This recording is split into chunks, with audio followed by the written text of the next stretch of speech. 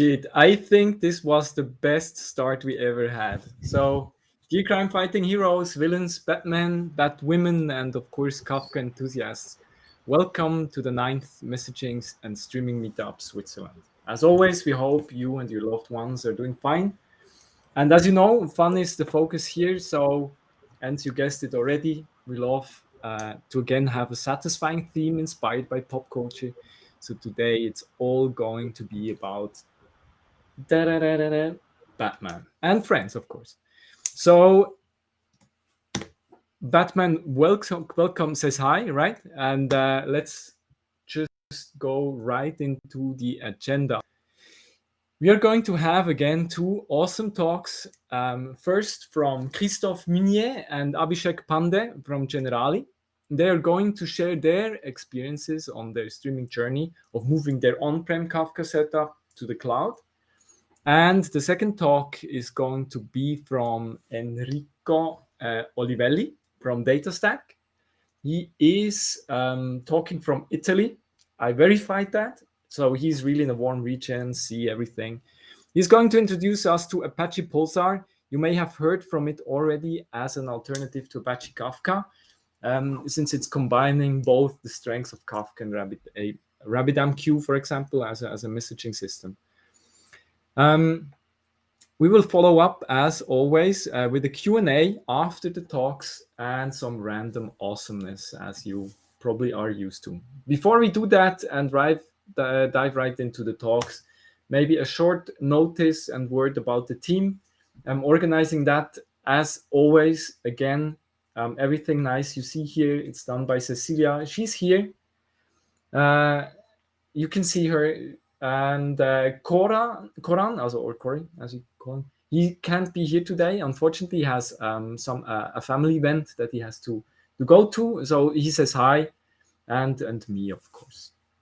Some organizational stuff before, again, we dive in. 3 points, as always. Recordings first. This talk is being recorded. So you can watch it again on YouTube. We will share the link afterwards. Second, if you have questions, and we hope you will have questions, please use the Slido link or the YouTube chat. Both work. If you want to ask something on YouTube, I think you have to have an account. Otherwise, it does not work. On Slido, you can just use the link and connect and ask away. So please do that. We love your questions. And third, we do share the slides as well. I mean, they're part of the video, of course, but also the slides. So thank you very much. A reminder, again, I had to somehow put this meme here. You have to have it right if you do a Batman themed presentation. Again, Slido for questions. I cannot emphasize it good enough. Ask away and ask every question you can think of. Good. So first, let's start. Christophe Mugnier and Abhishek Pande from Generali, journey of a streaming infrastructure from on-premise OpenShift to public cloud GCP. Christophe and Abhishek, the stage is yours. Thank you, Patrick. So good evening, all. Thank you for taking the time to join this talk. My name is Abhishek Pande, and together with my co-presenter, Christophe Mugnier, we are part of a DevOps team within Generali that is responsible for building and maintaining a Kubernetes-based platform, which we call COPA, Connection Platform or Container Platform for short. This was built on-premise on OpenShift, but since February of this year, it has been running on the public cloud on GCP. A central component of this platform is a streaming backbone, which is based on Confluent Kafka. So this talk will talk about the journey of this central component from OpenShift to the public cloud. So first I'll talk about what the on-premise infrastructure looked like. Why did we move to the cloud? How did the infrastructure look like on GCP, and why was it different from what it looked like on-premise? Then Christophe will actually explain how we did the move to the public cloud. the challenges we faced, both technical as well as from a compliance point of view, and the lessons learned. So this picture depicts the setup we had on premise. The first thing to note here is that we had just one big Kubernetes cluster where all our four stages of development were hosted. So devel, test, acceptance, or pre-prod and prod. These stages were segregated from one another using Kubernetes namespaces. So for example, all the Confluent Kafka components for the devel stage were in one namespace. All the Confluent Kafka components for the test stage were in another namespace, and so on. The same applied for the business applications. The business applications running on devel were in their devel namespaces, those running on test were in the test namespaces, and so on. Looking at the Kafka infrastructure itself, we had three instances of Broker and Zookeeper, and one instance each of Connect, Schema Registry, and the REST proxy. Most of the data which came into the topics which were present here came from our core backend systems, which are Oracle DBs. And even after a move to the cloud, they continue to remain on-premise. So we used a change data capture technology, click replicate, to replicate data from these core systems into our streaming platform. These business applications are mostly microservices, streaming applications written in Java. They read and write data into the topics and call other APIs both within Generali and outside Generali to provide business value. So having seen this setup, what were the reasons for us to move away from it? The main driver was cost. So the running costs as well as the license costs of this platform were too high. Secondly, it took, from our point of view, a long time to get a new node into this Kubernetes cluster. We are talking about weeks. We thought this was too long a time. And given that it took so much time to provision a new node, we had to size the infrastructure for the cases where there would be end of year processing and the highest load, or initial load, which is also high. So for most of the time, we were having infrastructure which was underutilized, and there was no elasticity in this infrastructure. So it did not scale down with less load or scale up with high load. We had a fixed number of nodes, and most of the time they were underutilized. The last point is more of a lesson learned rather than a reason for moving. And that is that it was a bad idea to have just one big cluster for all the four stages, because there was little isolation between the stages when the cluster had to be upgraded or for maintenance to be done on the cluster or the nodes of the cluster. So what did we do on GCP? First thing to notice that we have one cluster per stage here. So there's one cluster dedicated just to the Kafka components, which we call the streaming cluster for the devel stage, another cluster for the Kafka components for the test stage, another one for acceptance, another one for prod. Similarly, for the business apps, there is one Kubernetes cluster which we call the business cluster for devel, another for the test stage, and so on. As we can see, all the Kubernetes clusters in devel and test are hosted in Belgium because they contain masked data, whereas the clusters for acceptance and prod are hosted in Switzerland for compliance reasons because they contain unmasked data.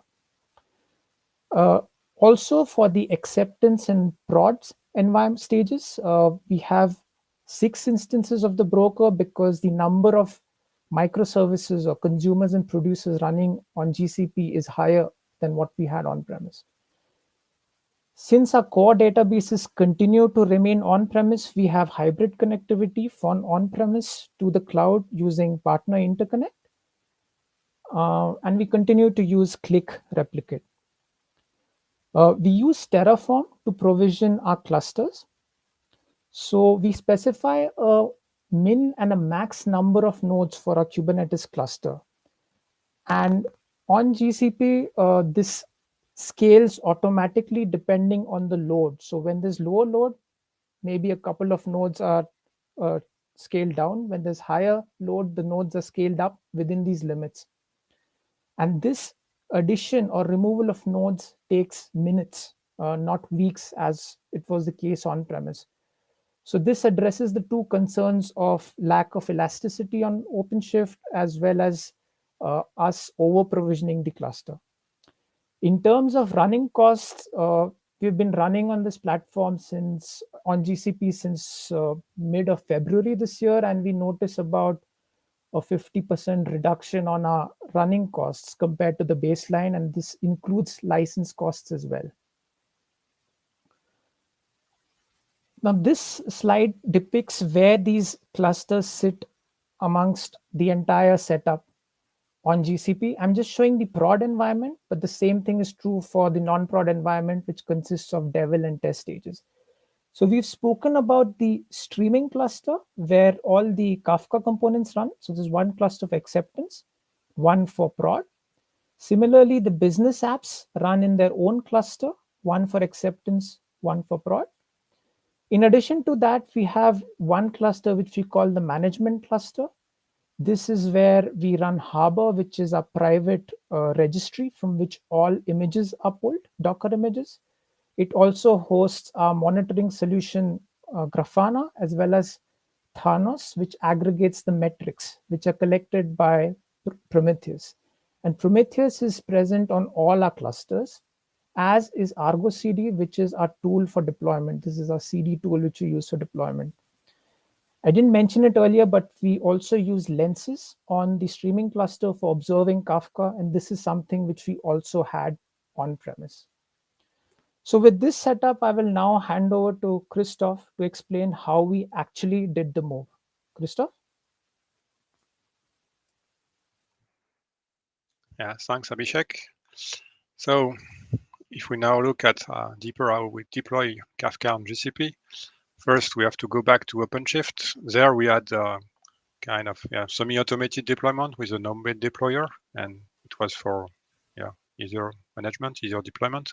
We wanted to achieve at least the same level of automation on GCP. So our first thought was to go for Confluent Cloud, use the fully managed service. It would have been easier, but for a lot of reasons, we didn't go for it. First one was cost. It was more expensive to go for Confluent Cloud than to pay the cost for the license node and the infrastructure on GCP. Another reason, it was the increased compliance risk and regarding the outsourcing of our partner data to a third-party provider on the cloud.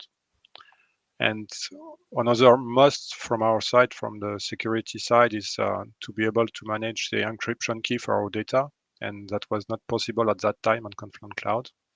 It was using a mechanism, using its own managed key from Confluent.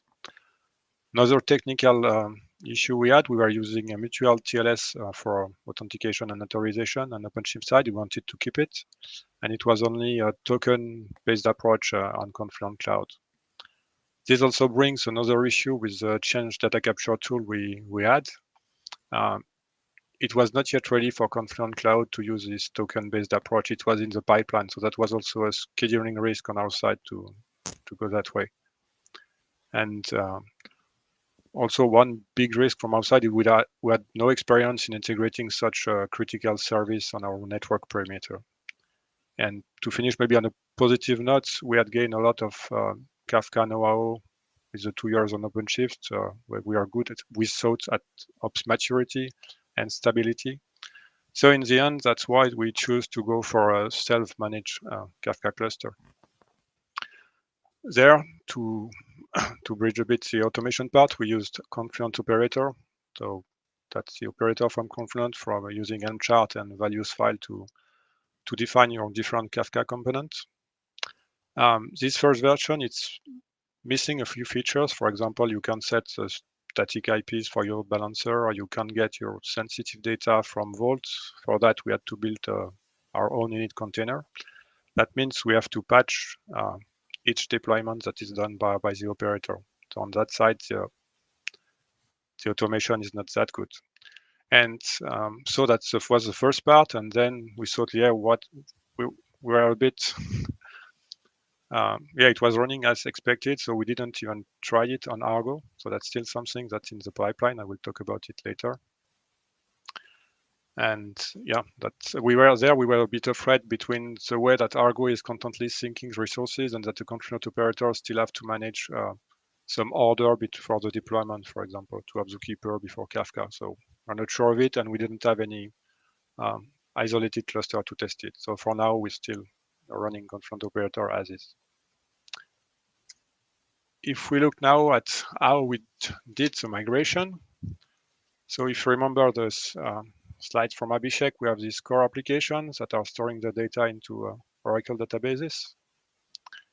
And using this change data capture tool, we're able to gather the latest changes and send them on the OpenShift platform, and then they are processed by the brokers and sent to external systems. Now we are adding this new cluster on GCP, so on this other side of the fence. So to bring the data there, we set a new instances of Click Replicate on some VMs on the Generali perimeter. So there are two reasons for that, and first one is that it's good practice to have this close to the database to avoid performance issue. And second one, if we have put these instances on the other side, we would have to encrypt that link over the partner interconnect. And this is this encrypted link. It comes out of the box between Click Replicate and Kafka. That's why it's there. So with that in place, we were able to perform what we call the full load. That means not only reading the latest events, but really all the events from the database tables we're interested in. And also, we had to use a Confluent replicator for larger topics that would have taken too much time through this path here. And there again, the secure link comes out of the box with the configuration of the replicator. And with that done, we were able to have the same data on both clusters. Now, if we go deeper into the cutover itself, starting back from the same schema, first thing was to do some network preparation. That means setting up the right firewall rules, asking external system to whitelist the new IPs coming from GCP. And then we choose a weekend where the core application were brought down. That means after sometimes all the latest events from the database were processed by the change data capture. So we were able to cut those links. We waited a bit more for Kafka to process everything and send it either to external systems or to GCP. And then we are also able to cut these links. And then we had to switch on the plumbing between to the external system to talk then to Kafka and GCP. And then at the restart, then the data was flowing that way directly to Kafka and GCP. How we did it, honestly, on test on Devel, it was a lot of trial and errors to have all this running fine. But from that, we were able to create a proper runbook, do one rehearsal on acceptance, and then it went rather smoothly when we did it in production. If we now look at the challenges we faced, first one is maybe the self-managed infrastructure. There I'm talking about the Terraform part. Terraform is a really powerful tool, but the learning curve is not that easy, and needs some time to handle it properly. And from our side, we think that there is room for improvement in the way we use it to deploy our infra. Another point is the network and security.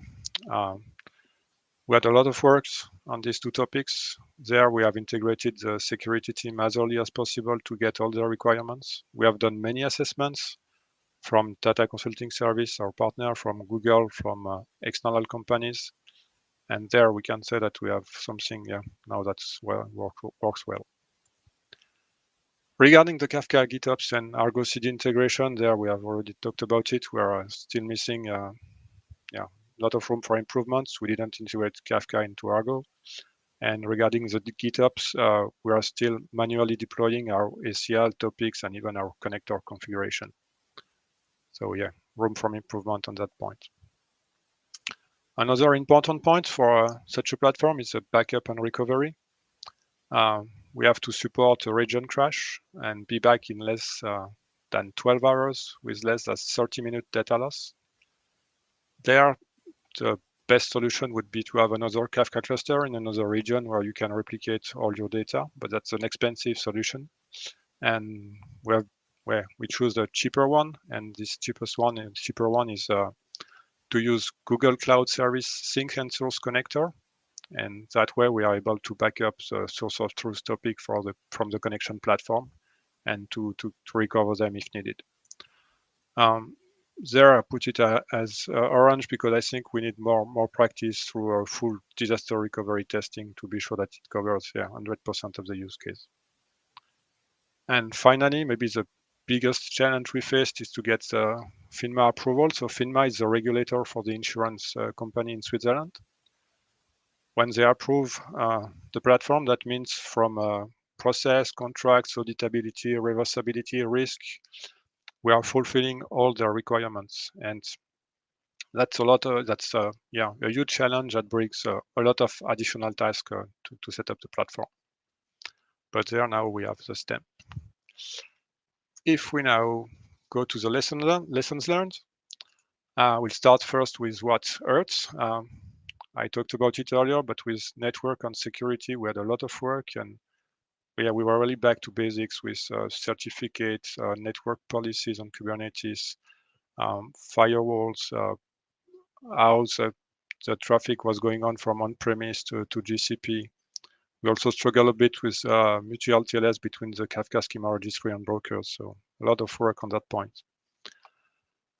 Another maybe smaller issue is that persistent volume are not read-write many in GCP, and so we had to change Kubernetes deployments that we were using on OpenShift for some string application and change them to stateful set to overcome this issue. Another thing that we still miss is a testbed cluster. We used to have a Sunbed cluster at first, but we dismissed it. And really would come handy to test new things. I mean, to have a cluster to work in isolated mode with minimal connectivity, to test new things, to test upgrades, to reproduce bugs. That's something that could be really useful for us. Some thoughts, it may be obvious, but train yourself on the target environment and technology stack.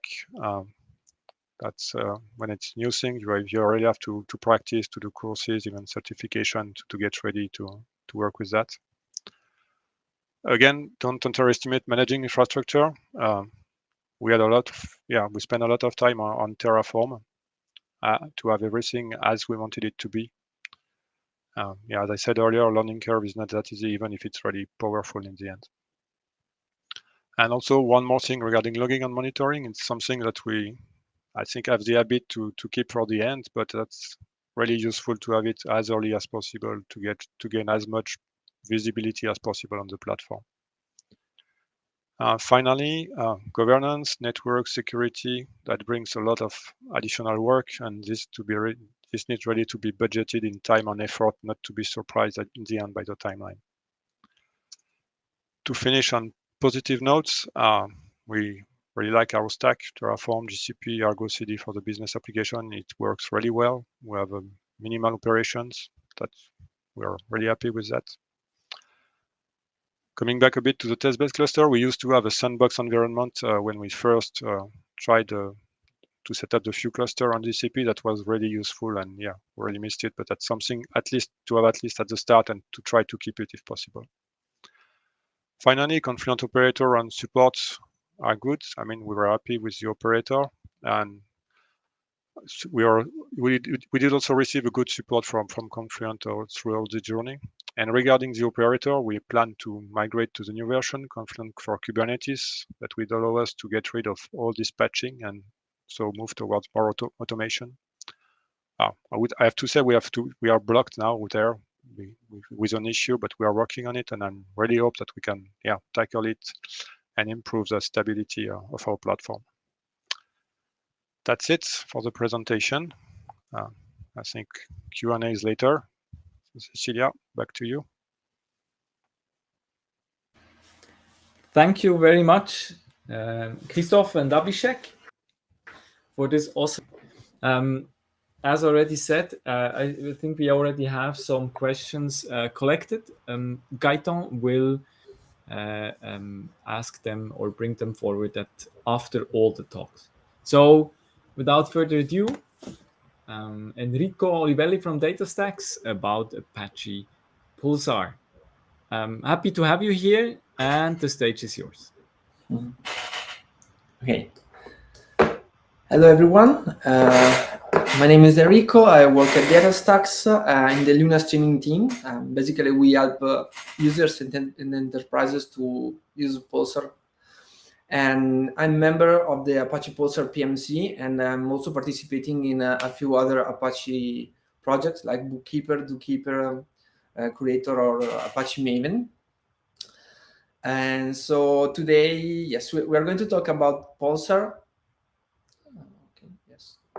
Pulsar, but we will go deep dive inside the technology, and we will see briefly what is Zookeeper and what is also Bookkeeper, and we will see how Pulsar uses these two technologies to handle failures and guarantee consistency of your data. So let's start talking briefly about Pulsar. Pulsar is a cloud-native distributed messaging and streaming platform. It was designed at Yahoo. It is an open source project, and it was donated to the Apache Software Foundation. The key features of Pulsar are the scalable storage. So it is based on Apache Bookkeeper. We will see this later, but basically you can scale horizontally the storage nodes very easily. You have stateless brokers, and so you can scale up and down the brokers independently from the storage nodes. It was born with multi-tenancy, and so multi-tenancy is a first-class citizen in Pulsar. It brings geo-replications, and this is another feature that is available out of the box. So basically you can connect multiple Pulsar clusters, and you can consume and produce from two remote clusters very easily. You can also offload all the data to cheaper object storage engines like S3, GC, Google Cloud storage services, or you can also use HDFS. You can, when you are consuming messages, you can acknowledge single messages. We will see this later. And there is the schema registry that supports Avro, JSON, Google Protobuf. Pulsar has a lightweight message processing framework that is embedded in the platform. This is Pulsar Functions. And you have connectors and integrations. This is Pulsar IO, that is an extension of Pulsar Function. There is native Kubernetes support, so there is a mchart supported by the Apache project, and also you can run functions as Kubernetes pods, so you can easily leverage Kubernetes features for isolation and resource management. And also the community is maintaining many client bindings, primarily the Java binding and the C++ binding, but we also have the Python, Go, and C# binding. So when you install Pulsar, this is how it looks like. You have your application with the producers and the consumers, and then you have the Pulsar cluster with the brokers that are totally stateless, so you can add, remove brokers very easily.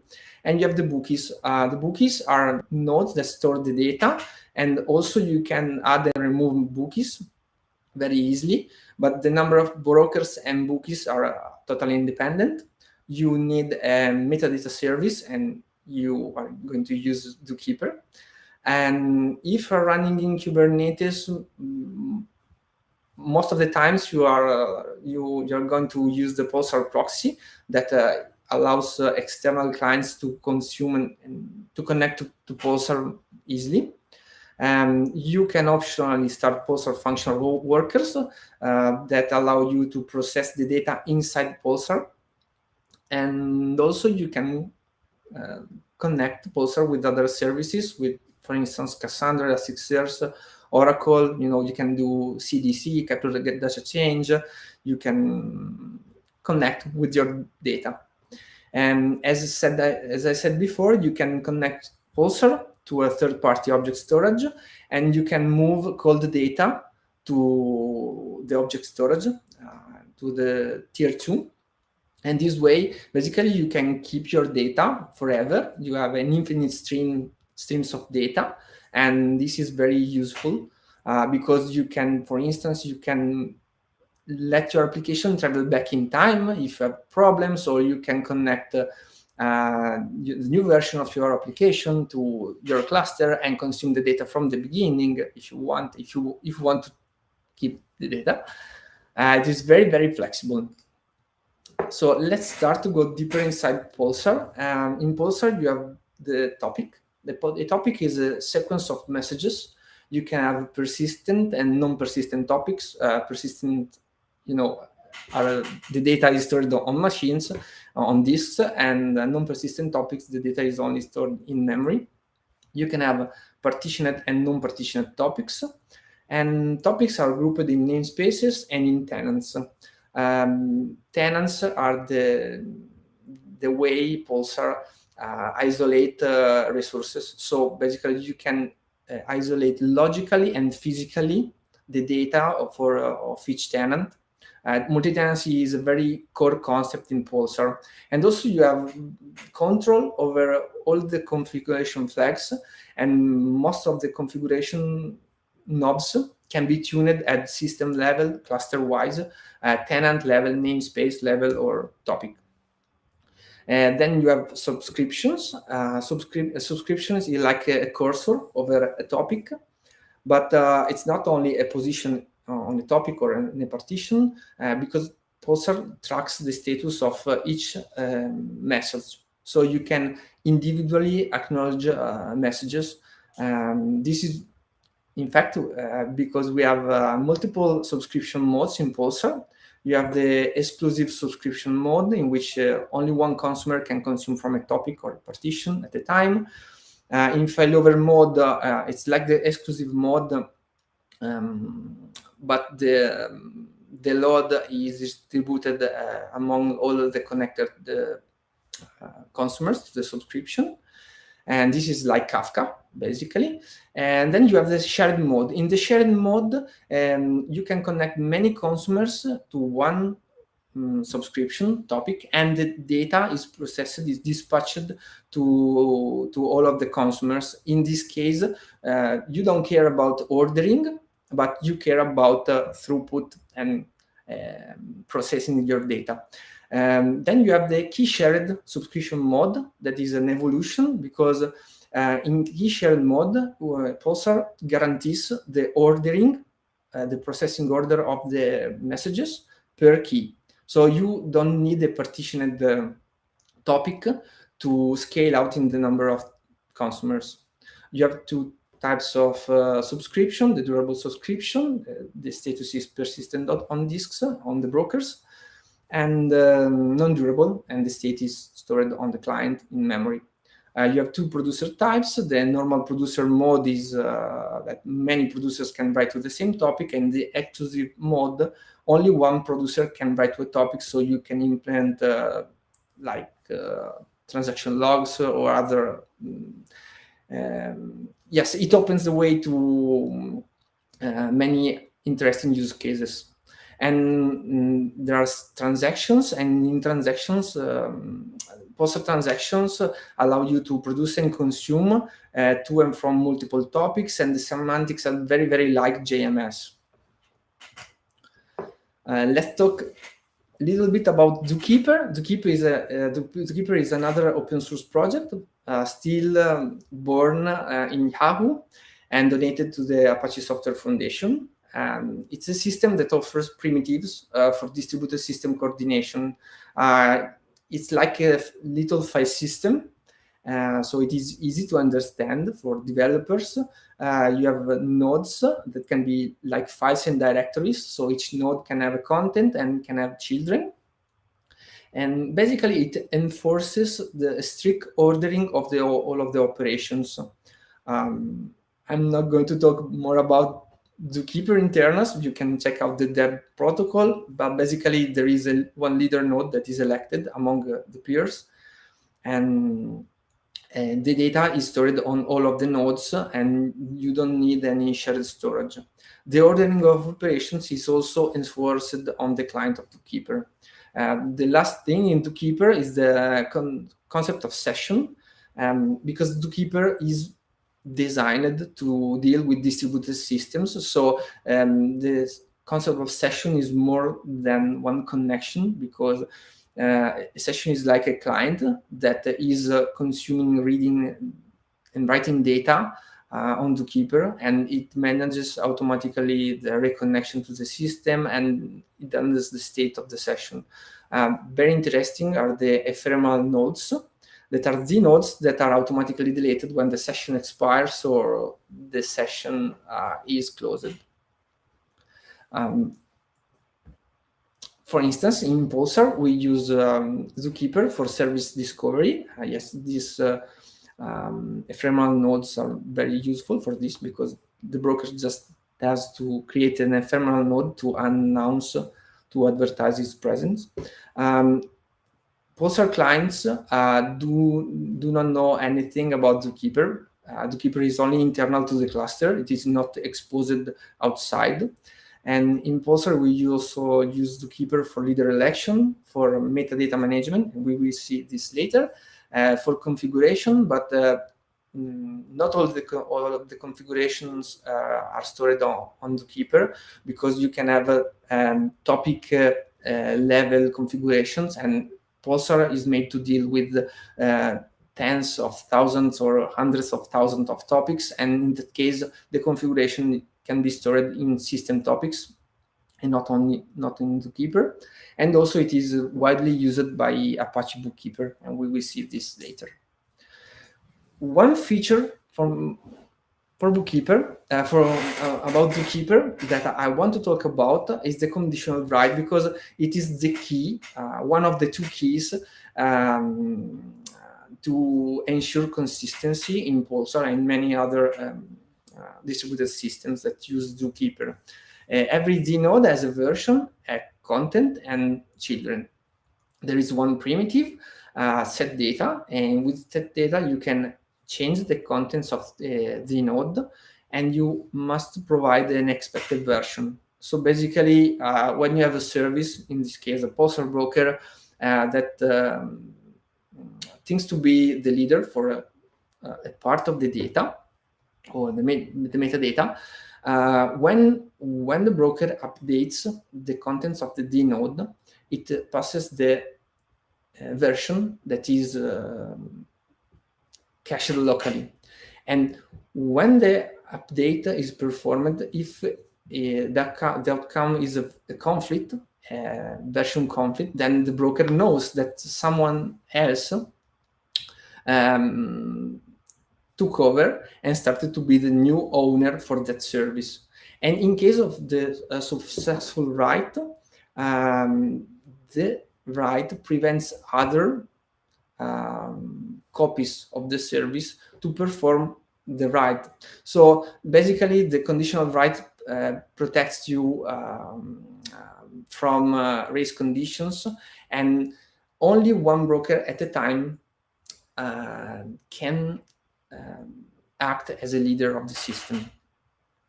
But this is not enough, because in Pulsar you are used to write very, very fast, like millions of messages per second, and you cannot use compare conditional writes, compare and set writes for each write, for each message, because we are in a large distributed system, and such conditional writes have a big cost, because you have to reach consensus among all of the peers in the system. And so let's talk about Bookkeeper. Bookkeeper is also born in Yahoo, and it was donated to the Apache Software Foundation. Initially, it was a sub-project of Zookeeper, and then it graduated a top-level project. So now it is an independent project. And basically, it implements a high-performance distributed storage system. It is based on a thin, thick Java client, then runs most of the business logic of Bookkeeper. And then you have these bookies. The bookie is the server of Bookkeeper, and is very dummy because it's only a container of data. So the client can put data, write data, and write and read data from the bookie. Nothing more. Bookies do not talk to each other, and so the service is horizontally scalable to the maximum extent, because you can add bookies and then the system can use the new bookies immediately. Inside the bookie, the I/O paths, write and read paths, are totally isolated, and usually you configure the bookie to use separate disks to serve writes and to serve reads. Bookkeeper guarantees durability, and every write is acknowledged to be flushed to disk and also performed with f-synced. Bookkeeper implements the replication protocol for Pulsar, and also it provides advanced placement policies. What is it? Basically, you can configure Bookkeeper to place the data in multiple racks, or take into consideration the fact that you have your system is deployed in multiple regions, multiple availability zones, or whatever. It is very flexible, and also you can configure the system to keep data, copies of the data in all of the many places, and to read from the closest node, for instance. Let's talk now about the broker. And the broker, yes, it's the heart of Pulsar. It's a stateless service, but for the broker is elected. Each broker is elected as an owner for a set of bundles. The bundles is a set of topics, and for each topic, the broker handles reads, writes, redirects to the other brokers the request for the other bundles. It handles in-memory subscriptions, the consumers, the producers. It holds in-memory the data for non-persistent topics. It manages the schema registry, and also it is able to handle cluster-wide requests. For instance, if you want to know the configuration, cluster-wide configuration, or perform a lookup, if you want to know which is the owner of the topic, you can ask it to every broker in the system.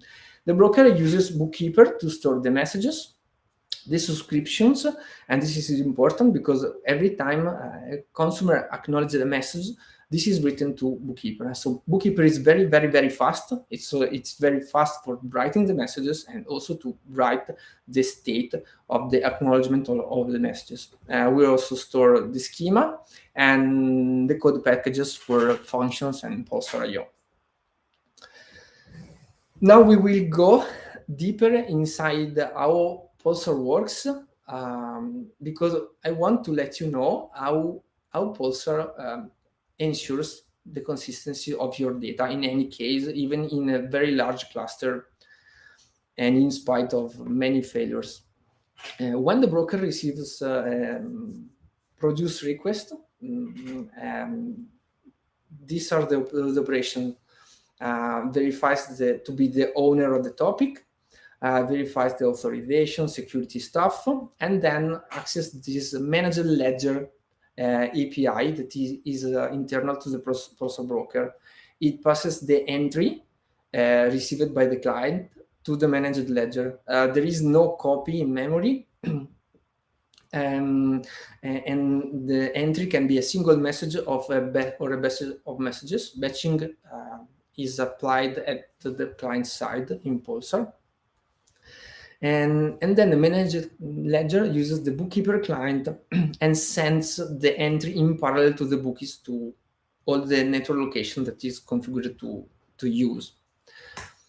Then the broker waits for the acknowledgement from a quorum of bookies. Then it can acknowledge the write back to the Pulsar client, and now the Pulsar client has a message ID. So the message is available.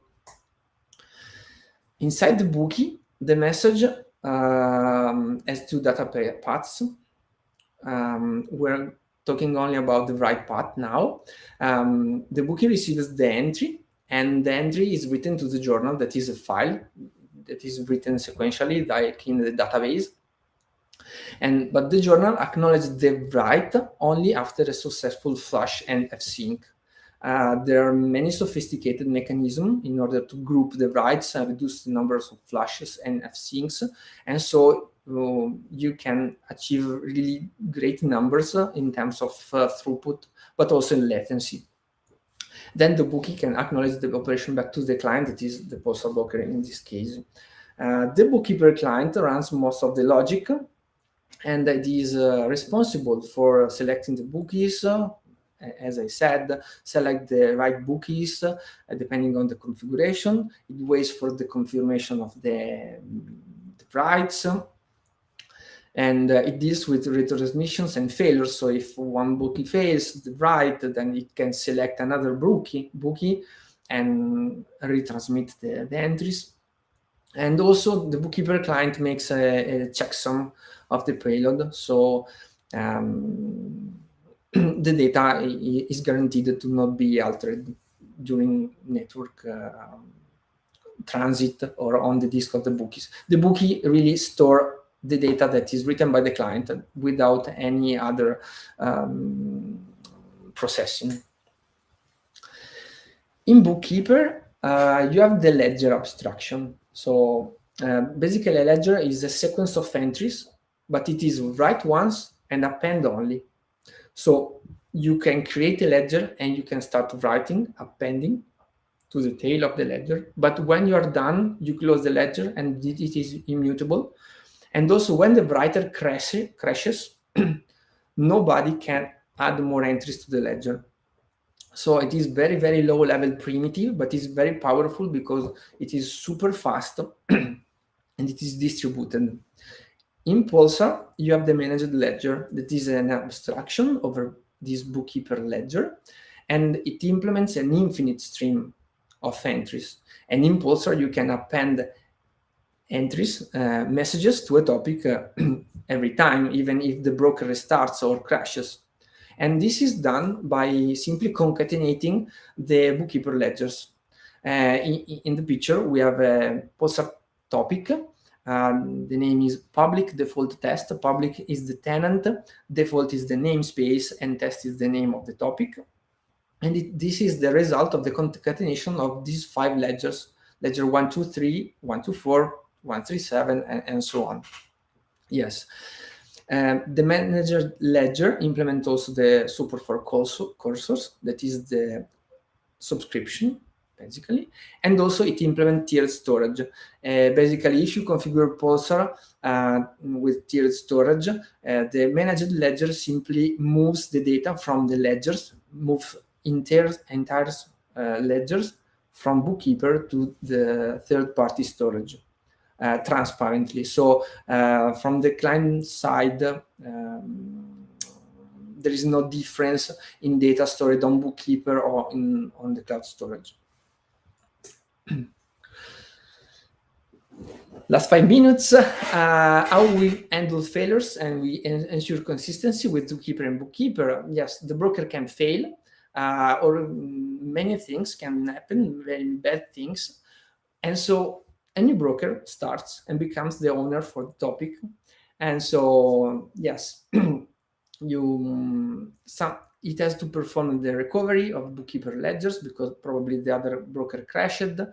It creates a new ledger on Bookkeeper and then appends the new ledger ID to the list of ledgers. And this is the write to the node on Zookeeper. And then it can start serving write requests. But more than one broker can start this recovery process because, you know, when things go very bad, automatic recovery systems start to spin new services. So there are many race conditions that may happen. But and the Zookeeper conditional write can help us when we are writing to the metadata to the list of ledgers. But it does not help on the write path when we are writing 1 million messages per second. Okay, so how does it work? In Bookkeeper, you have this mechanism, the fencing mechanism. So the new broker opens the ledgers in recovery mode, and it scans the contents of every ledger and finds the max valid entry ID. But the most important thing is that it sets a flag fenced on the bookies, and Every bookie that contains at least one entry for the ledger stores this fancy flag on disks. And then you write to Zookeeper the new status of the ledger, and this is a conditional write, and it will fail if two brokers perform recovery concurrently. But also, if the old broker is still alive and tries to write, when it reaches out to the bookie, it receives a special error, ledger fenced error. So the old broker, even if it is still like a zombie, it is partially disconnected from the network, it will not be able to write again to append new entries to the ledger. So yes, the fencing mechanism together with the conditional write guarantees the overall consistency of Pulsar. Yes, this is very simplified way of explaining this, but I hope that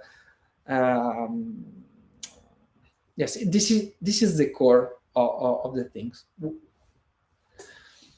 Let's wrap up. Pulsar uses Zookeeper and Bookkeeper. There are great projects that came from Yahoo Research together with Pulsar. In Pulsar, you have the managed ledger.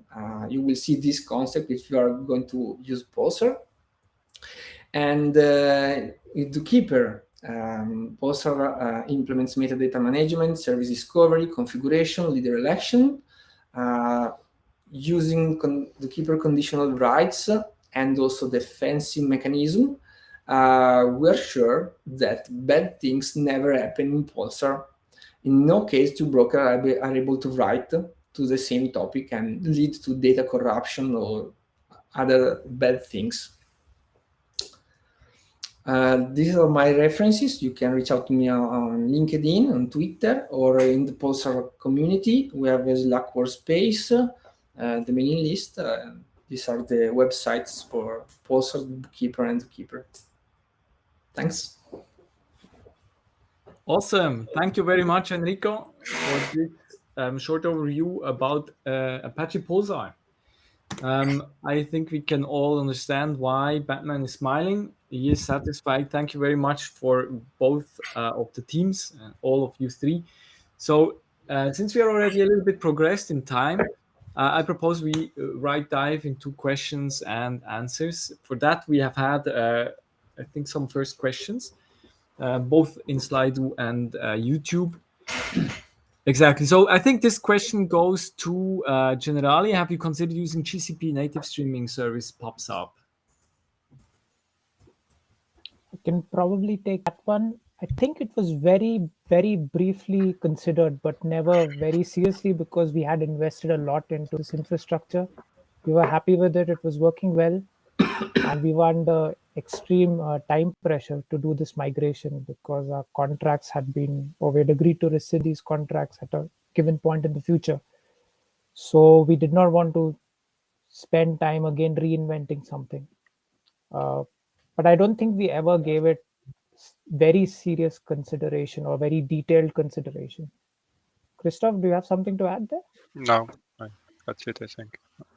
Cool, thanks. Are you working in a zero trust environment? And if so, where the that's also for Generali, I guess. Yeah. So maybe I can have a stab at it as well. The hardest things were making our security team happy, I think. Nothing was enough for them. So yeah, it was mostly related with security and compliance. So multiple layers of security, multiple layers of redundancies. So starting out with an encrypted link, which is okay. Then firewall rules, network policies, VPC-SC perimeters to ensure that, for example, you cannot communicate between non-prod and prod.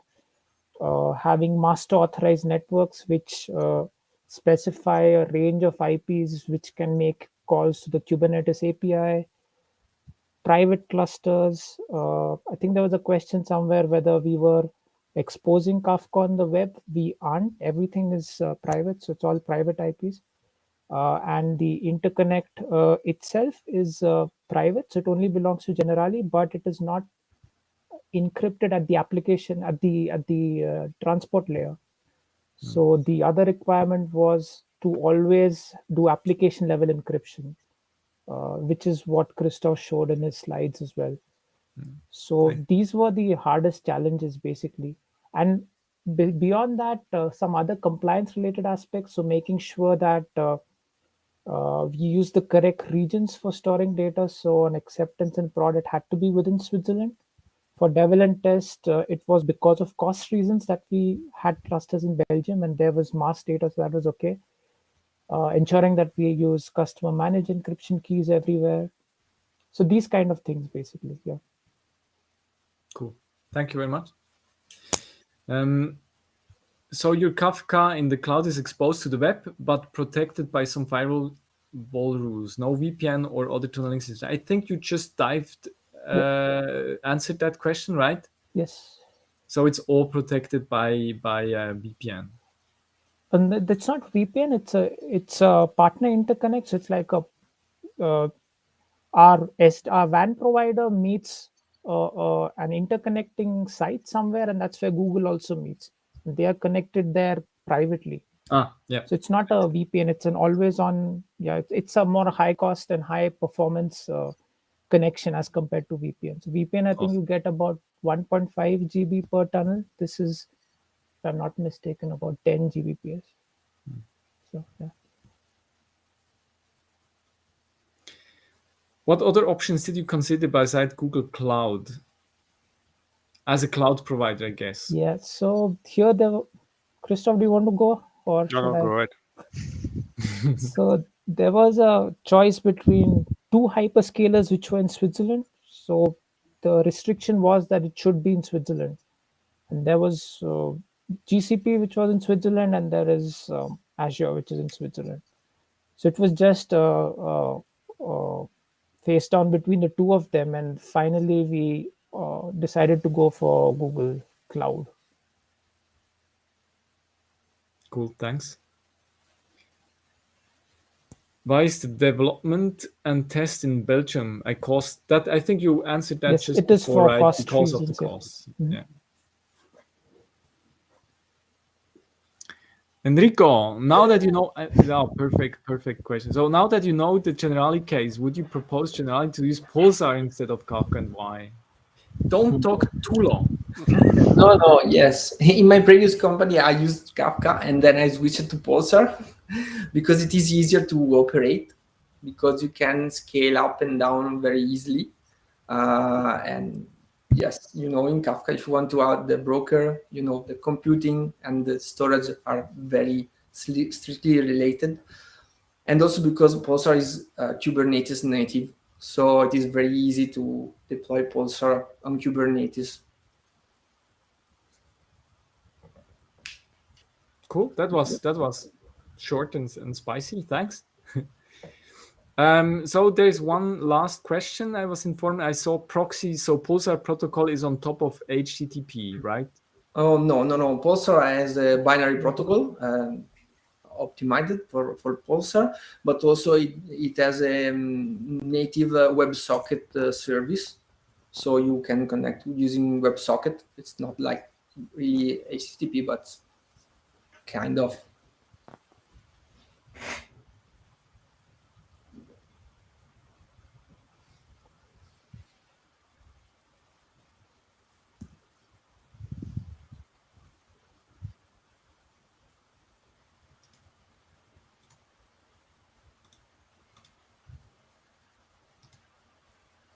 Hi, is everybody still here? Okay. Yes, we hear you.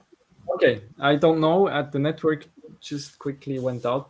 So can we have the slides back, please? Perfect. Thanks. So thank you very much again, Enrico and Christophe, for all your awesome experience that you shared with us. Let's go quickly into random awesomeness.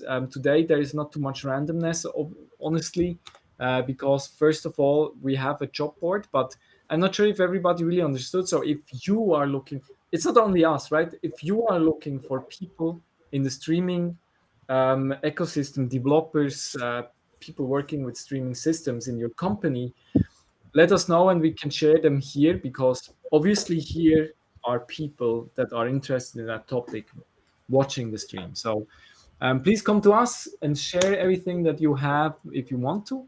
Again, we are looking for speakers.